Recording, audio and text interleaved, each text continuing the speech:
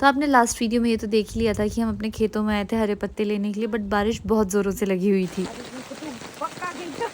नैना राजा तैयार रहे कैमरा लेके, इसका मुंडी बजने नैना वाली है। आराम से।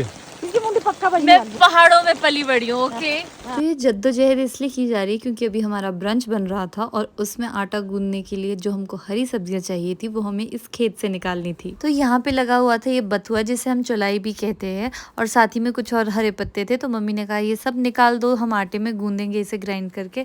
तो मैं निकाल ही रही थी, बट पीछे से मम्मी बोले जा रहे कि अरे नैना तू ठीक से नहीं निकाल पा रही है, ऐसा वैसा। तो मुझे ये तो रियलाइज़ हो ही गया था कि देखो आप चाहे जितने बड़े हो जाओ, अगर आप घर का छोटा बच्चा हो ना तो आप ताउम्र छोटे ही रहने वाले हो अपने घर में। तो अच्छा अच्छा।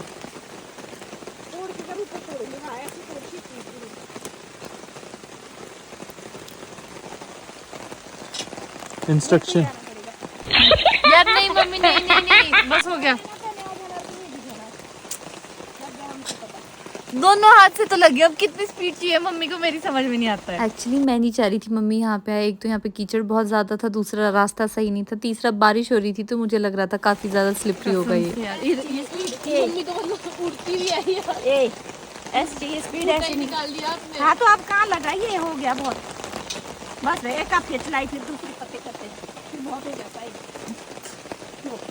दो फिर स्पीड। हाँ भाई चलो।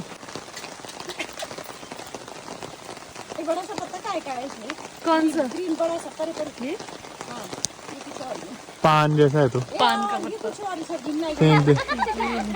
चलो आए तो हम सिर्फ ये पत्ते लेने थे, फिर मम्मी कहते कि अब भीग तो गई है, थोड़ा और आगे खेत में चल पड़ते, देखते कुछ और फ्रेश लगा होगा तो वो भी तोड़ के ले जाएंगे। मैं जहाँ जहाँ जा रही थी ना मम्मी पीछे पीछे आ रहे थे छाता लेके कि मैं छाते में चल पड़ूँ, बट मुझे ये था कि अब भीग तो गई हूँ तो अच्छे से ही भीग जाती हूँ। फिर हम यहाँ इस खेत में पहुँचे तो मुझे यहाँ पे खीरे मिले ताज़े ताज़े, जिसको मैंने सोचा कि अभी ले जाते, सैलेड के साथ खाने में बहुत मज़ा आएगा। तो हमें उम्मीद तो नहीं थी इतने खीरे लगे होंगे, बट बारिश अच्छे से हुई थी इसलिए फसल भी अच्छे से लग गई। और जैसे ही मैं घर पहुँची तो ये देखो मैं पूरी तरह से भीग चुकी थी। फिर मुझे लगा कहीं फिर से दादी से मेरी क्लास ना आए, इसलिए मैं अपने कबर्ड में कपड़े ढूंढने लगी और मैंने सोचा कि नहाकर फ्रेश होकर ऊपर जाती हूँ क्योंकि अभी मुझे खाना भी बनाना था। तो जब तक मैं ऊपर पहुंची तो मैंने क्या देखा कि मम्मी ने ये हरे पत्ते काट कर मिक्सी में भी डाल दिए थे, और अगर मैं थोड़ी और लेट हो जाती ना तो मम्मी ने सारा काम खुद ही कर देना था।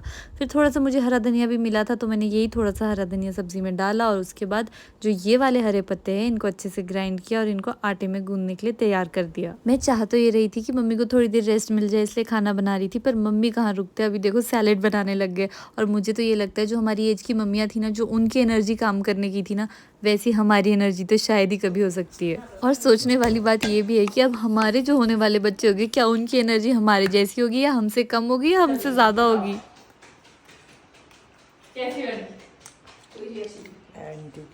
And teach. बहुत बढ़िया बनाई किसने? मेरी पोती ने। मेरी पोती इतने इंटेलिजेंट है, बहुत बढ़िया।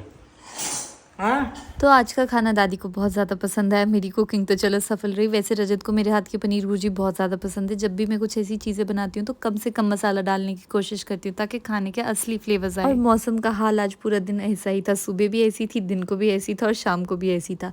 मैं उम्मीद करती हूँ कि आपको हमारा वीडियो अच्छा लगा होगा। प्लीज़ हमारी वीडियो को लाइक करें। Bye bye, see you soon.